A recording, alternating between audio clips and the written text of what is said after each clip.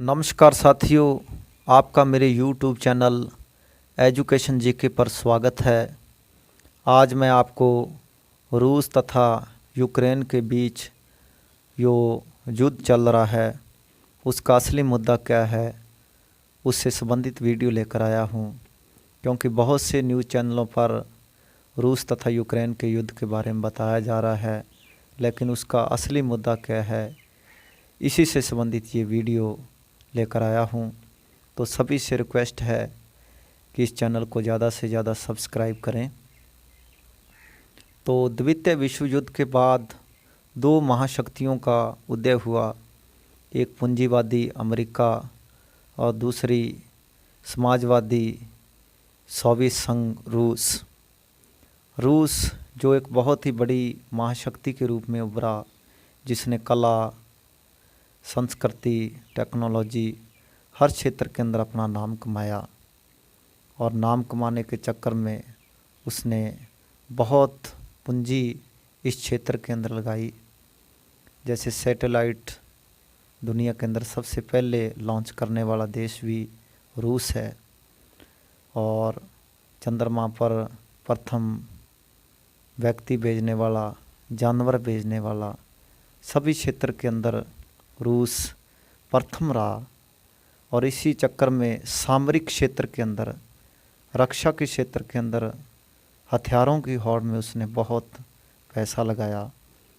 और इसी के चक्कर में उसकी इकोनॉमिक्स थी वो लगातार गिर रही थी। लगातार जीडीपी गिरने से सन 1991 के अंदर सोवियत संघ रूस का विघटन हुआ। विघटन से 15 देश गणराज्य थे वो रूस से अलग हुए, और उन 15 देश थे उनमें से एक यूक्रेन देश भी था।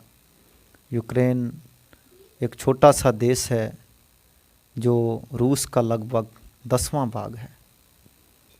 यूक्रेन देश के अंदर जो खनिज पदार्थ हैं वो कुदरती हैं। वहाँ सोना, इसके अलावा कोयला तथा प्राकृतिक गैस के भंडार बहुत हैं। सन 2014 से पहले जो सरकार थी यूक्रेन की, वो रूस के प्रभाव से चल रही थी। रूस के राष्ट्रपति व्लादिमीर पुतिन थे, उसके प्रभाव से वो सरकार चल रही थी। और रूस जैसा चाहता था यूक्रेन के अंदर वैसे कर रहा था। उसके जो खनिज पदार्थ थे, उसका भंडार था, उसका उपयोग वो अपने ढंग से कर रहा था।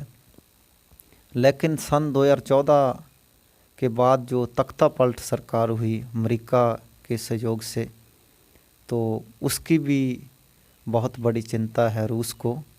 और इसके अलावा यूक्रेन के दो एरिए हैं, लुहांस्क और दोनेत्स्क, वो दो राज्य हैं यूक्रेन के, वो यूक्रेन से अलग होना चाहते हैं। यूक्रेन उन दो एरियो को कहता है कि ये आतंकवाद फैला रहे हैं।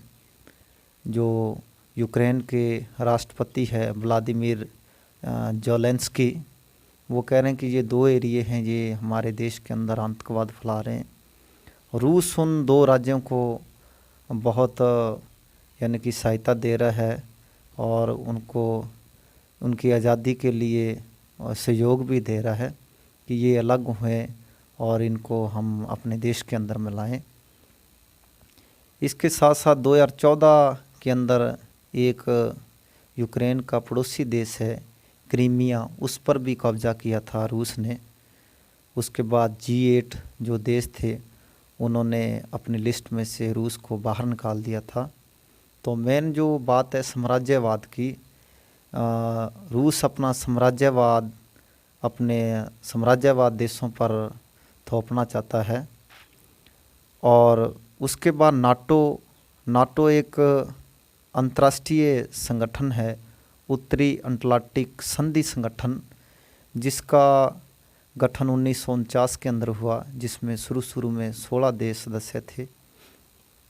और वो एक संगठन फौजी संगठन था, आर्मी संगठन, जिसमें 16 देश जो इस संगठन में शामिल हुए थे वो रूस का विरोध करने वाले देश थे।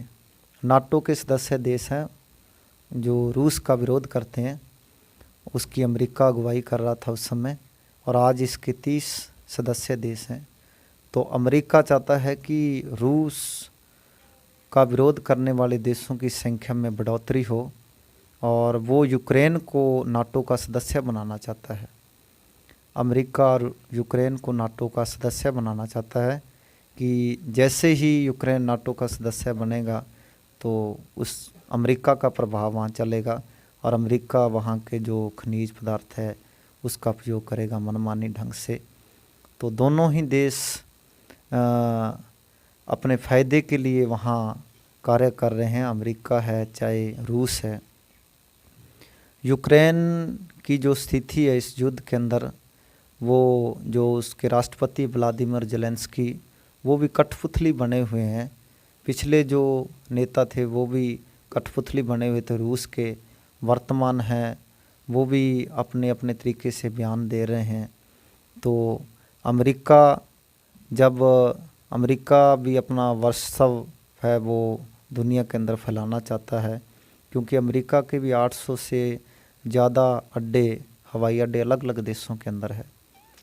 जब अमेरिका इराक पर, ईरान पर, अफ़गानिस्तान या अन्य देशों पर हमले कर रहा था तो रूस ने उस समय कहा था कि ये कब्ज़ा करने के लिए हमले कर रहे हैं।